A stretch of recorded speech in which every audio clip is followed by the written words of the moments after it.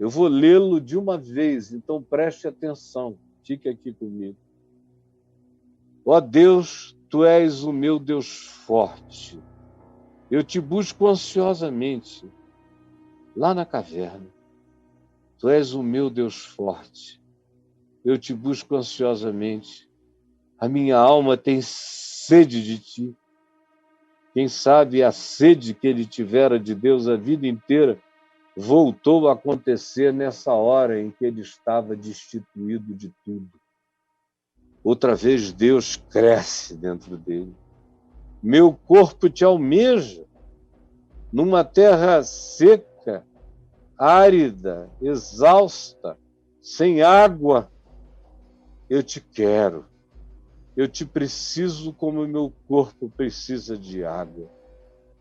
Assim eu te contemplo, eu te desejo, eu te projeto para ver a tua força e a tua glória, porque a tua graça, o teu favor imerecido é melhor do que a vida. Eu quero a tua graça, mais do que viver, eu quero saber que eu estou dentro da tua graça.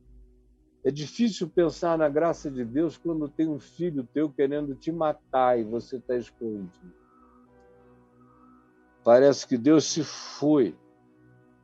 E ele diz, eu quero a tua graça, porque é melhor do que viver. Os meus lábios te louvam. No eco dessas cavernas ouve a minha voz. Assim, cumpre-me bem dizer-te enquanto eu viver, em qualquer fase da vida, não apenas quando está tudo bem, mas como era na minha juventude, quando eu vivia de gruta em gruta e te louvava com a alegria de estar vivo.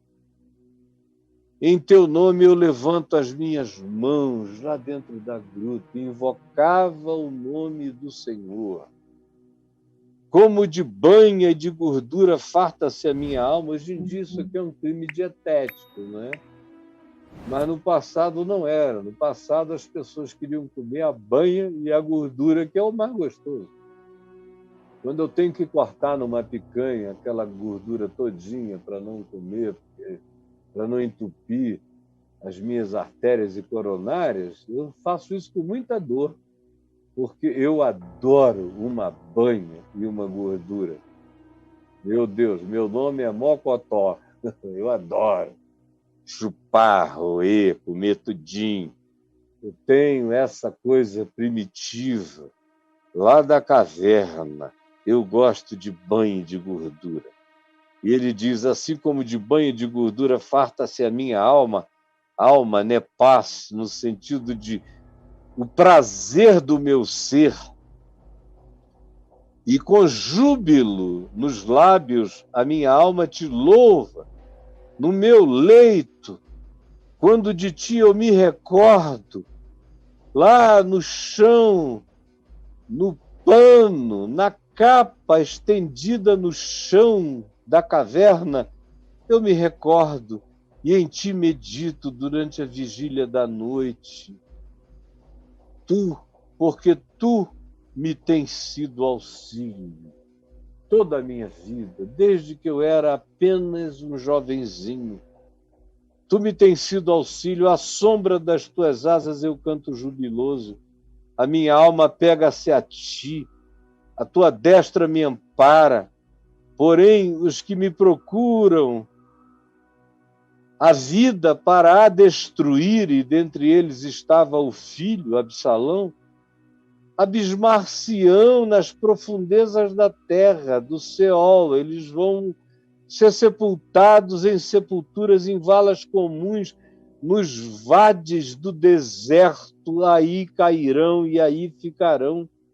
Serão entregues ao poder da espada e virão a ser pastos de chacais, significando dizer que os corpos deles iriam virar carniças no deserto e os chacais se fartariam comendo.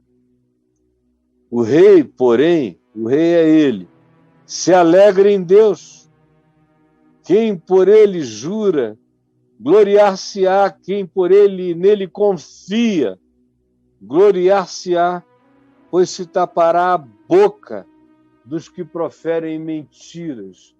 E ele sabia que tudo aquilo tinha acontecido por causa de mentiras. Agora preste atenção, porque o que eu tenho a dizer vai começar exatamente agora. A pergunta, o Braulio vai colocar uma pergunta para você aí, que eu quero que seja a pergunta que você guarde. E a pergunta é: o que isso tem a ver com você? O que isso tem a ver comigo? É provavelmente o que você esteja perguntando, e eu quero tratar apenas de duas implicações daquilo que tem a ver comigo e com você agora, em razão dessa história, em razão desse contexto, em razão desse salmo, em razão dessa história ambientada do salmo. O que isso tem a ver com você? Em primeiro lugar, aprender a lição de estar com a família, com um filho, querendo te matar, te odiando, querendo a tua eliminação, querendo nunca mais te ver,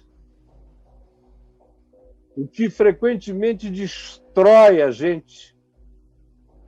E eu sei que tem muita gente aqui que não pode nem entender o que é isso, mas existem algumas pessoas agora aqui ao vivo, em todas as plataformas, tanto quanto haverá durante o dia, dentre milhares que ouvirão até a noite e depois, nos outros dias, uma quantidade imensa de pessoas que poderiam entender completamente o significado de estar sendo perseguido ou maltratado, ou cuja vida é desejada como morte por um filho, ou por filhos, ou até por família inteira.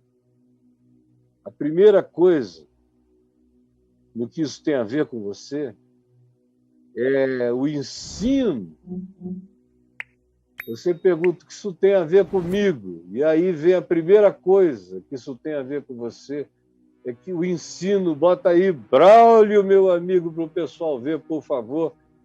Isso ensina, nos ensina a tratar de angústias que vêm de dentro de casa.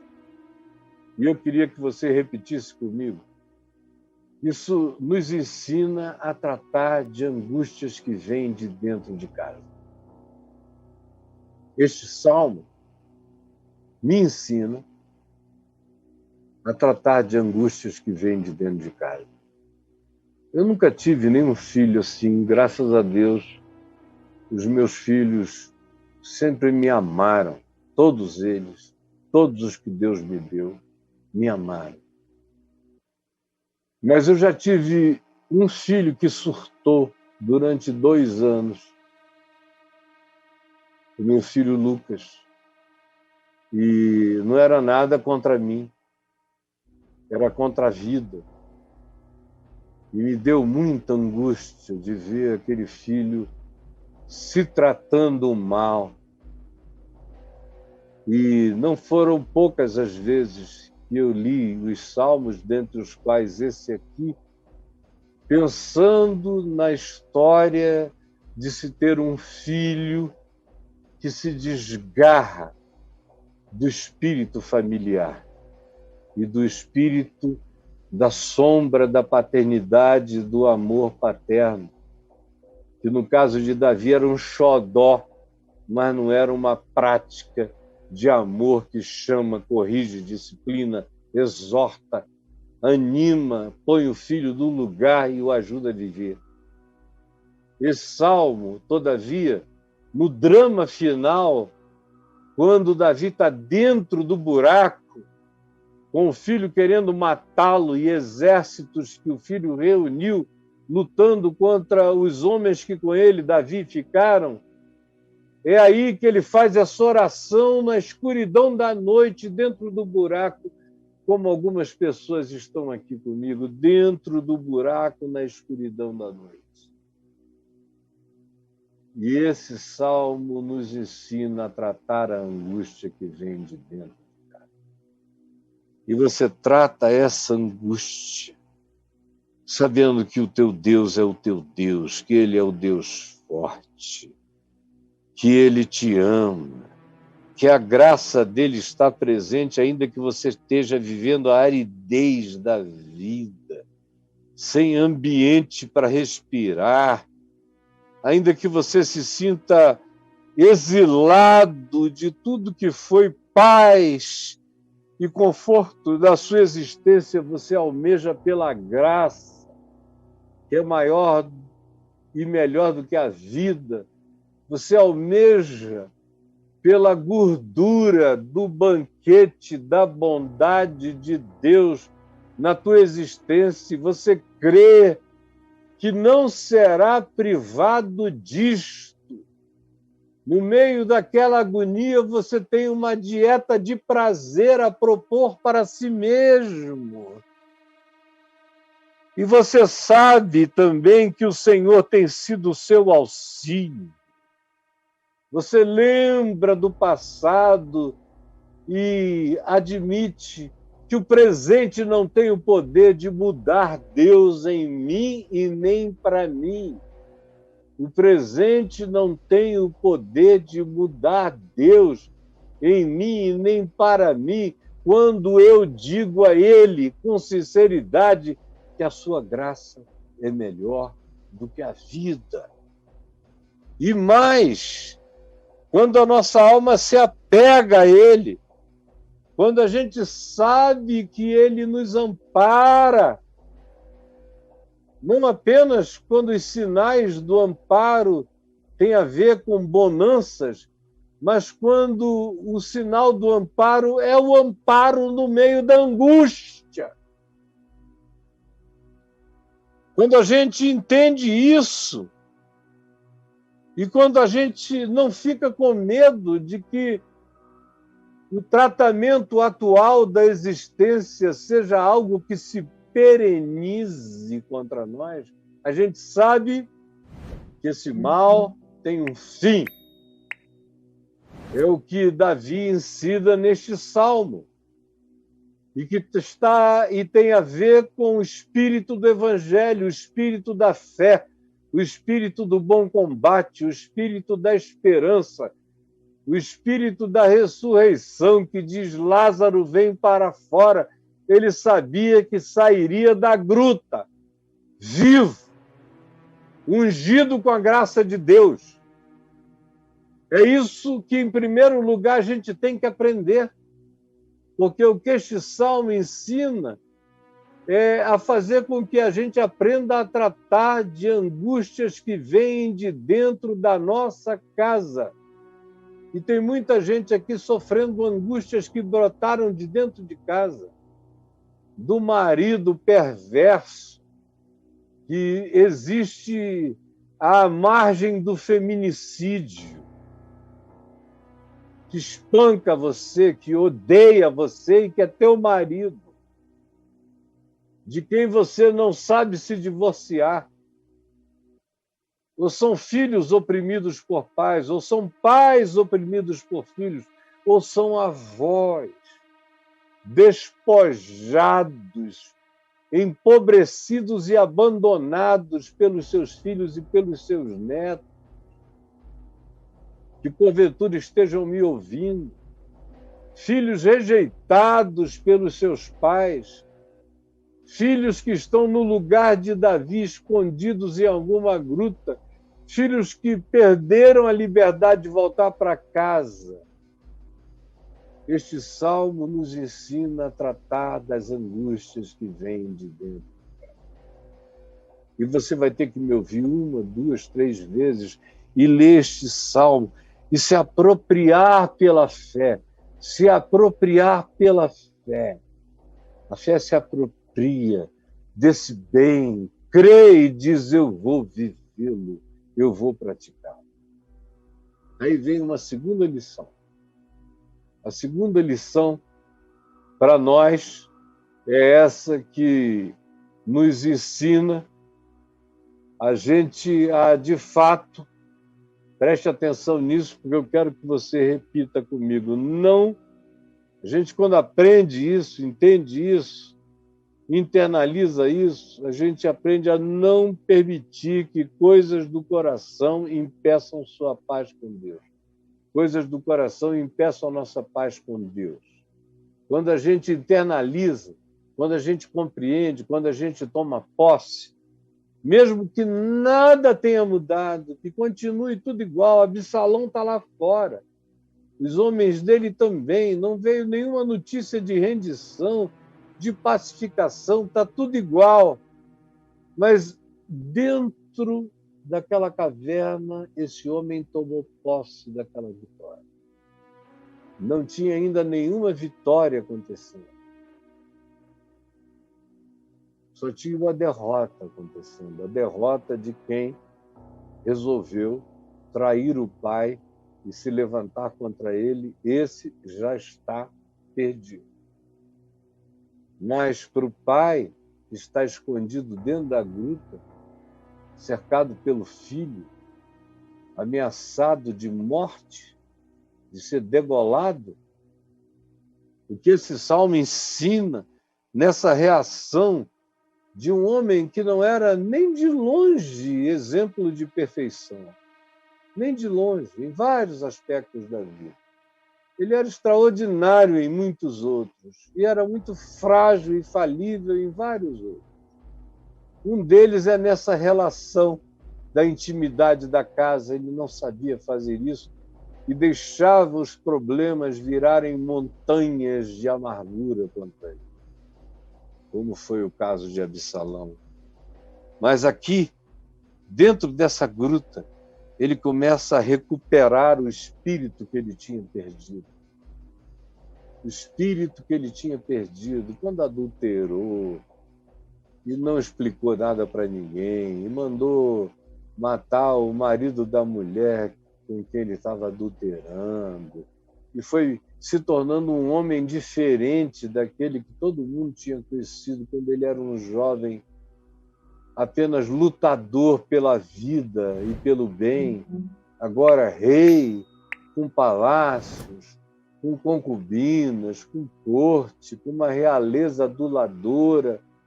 Os salmos foram diminuindo, as orações foram diminuindo, o conforto foi tirando, o espírito de intercessão, a vontade da oração, o clamor, que geralmente é filho da necessidade.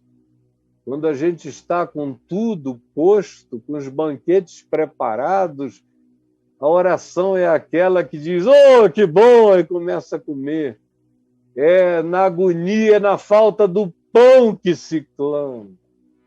E aqui é na falta de tudo quanto ele tinha amealhado como sucesso, e de repente foi obrigado a voltar para as grutas das suas peregrinações angustiadas.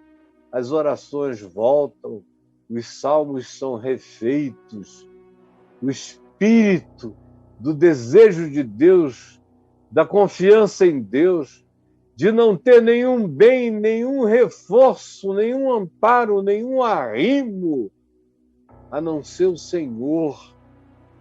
E ele se apropria disso, e ele confessa isso. Releia o salmo no espírito do que eu acabei de pontuar aqui, numa leitura rápida outra vez, enfatizando as principais coisas, que são essas que, quando aprendidas, não nos permitem, bota aí para todo mundo, amigo Braulio, não fique economizando, não nos permitem mais. Não, Braulio, é a outra, meu companheiro. Não nos permitem que coisas do coração impeçam a nossa paz com Deus. Não nos permitem mais. Chega um ponto e a gente tem que ser moído.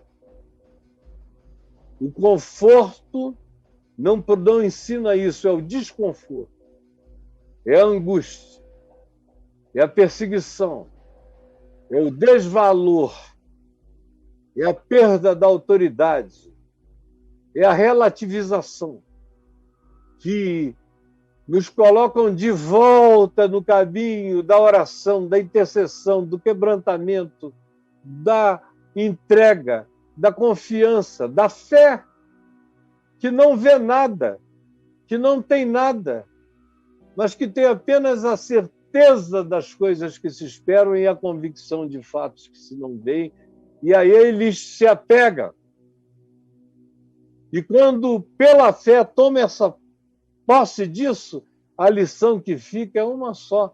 Isso não permite que coisas do coração impeçam a nossa paz com Deus, tanto quanto também a gente aprende que é daí, desse estado de coisas, que vem a nossa capacidade de desenvolver resistência e de aprender a lidar com essas circunstâncias que são as mais horrorosas da vida. Isso acontecem quando a gente, de fato, abre espaço para coisas que se tornaram brechas de entrada. Eu vou pedir pela última vez ao meu querido amigo Braulinho para botar essa segunda coisa aí para o pessoal todo repetir comigo e anotar, guardar pedagogicamente. E olha só o que eu vou lhe dizer, preste atenção. E esse estado de coisas nos ensina a tratar as angústias que vêm de dentro da nossa casa, tanto quanto nos ensinam a lidar com essas angústias que vêm contra nós, não só as de dentro, diretamente de dentro da nossa casa, mas nos ensinam a não nos entregarmos às aparências das coisas que nos cercam e que querem impor sobre nós a certeza de que nós estamos num estado definitivo de derrota. Não, nós não estamos de maneira nenhuma. E é isso que você precisa crer, se apropriar e aprender e tomar posse no seu coração. Você consegue, todo mundo que queira, todo mundo que de fato não tenha mais uma vida que existe apenas pelo que se vê, que se estriba apenas nas aparências das boas coisas, mas que se apropria pela fé do que ainda não está presente. Mas que a gente toma posse e diz: o mesmo Deus que me trouxe até aqui seguirá me conduzindo até o fim do bom combate, quando eu completarei a carreira e eu guardarei a fé no meu coração. Jesus, eu te peço que essa palavra singela, simples, branda, mansa, devocional, meiga de simplicidade, esteja chegando agora e enxugando lágrimas, renovando esperanças, recobrando forças, fortalecendo braços descaídos e joelhos trôpegos. Que essa palavra eterna, que não tem psicologia, que não tem ensino inventado e criado por nenhuma psicologia humana, ainda que seja a adaptação do Evangelho, não tem o poder de produzir na intimidade de quem aprende a dizer: a tua graça é melhor do que a vida.